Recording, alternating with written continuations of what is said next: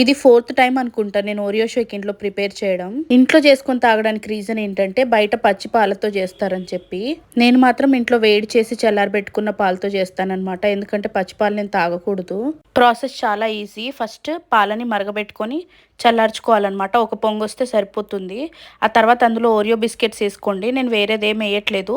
ఒక 2 spoons sugar అంత వేసుకున్నాను అంతే. ప్లస్ ఐస్ క్యూబ్స్ వేసుకున్నాను. వేసుకొని దాన్ని జ్యూసర్లో వేసుకుంటే సరిపోద్ది అనమాట. పేస్ట్గా అయ్యేదాకా వేసుకోవాలి. ఆ తర్వాత ఒక బిస్కెట్ని దానిపైన క్రష్ చేసుకున్నాను. కొంతమంది అందులోకి ఐస్ క్రీమ్స్ వేసుకుంటారు, ప్లస్ చాక్లెట్స్ కూడా కరిగించేసుకుంటారు అనమాట. నేను ఏం వేయలేదు. జస్ట్ పాలు, ఓరియో బిస్కెట్స్ అండ్ ఐస్ క్యూబ్స్తో చేసుకున్నాను అనమాట. చాలా అంటే చాలా యమ్మీగా ఉంది. ఆ కూల్ సరిపోకపోతే కొద్దిసేపు డీప్ ఫ్రీజర్లో కూడా పెట్టుకోవచ్చు. సో మా అత్త ఇంటికి వచ్చారనమాట, అందుకే ఆవిడకి చేసి ఇచ్చాను. చాలా నచ్చింది ఆవిడకి. అందుకే వెళ్ళే ముందు మళ్ళీ ఒకసారి చేయించుకొని తాగెళ్ళారనమాట.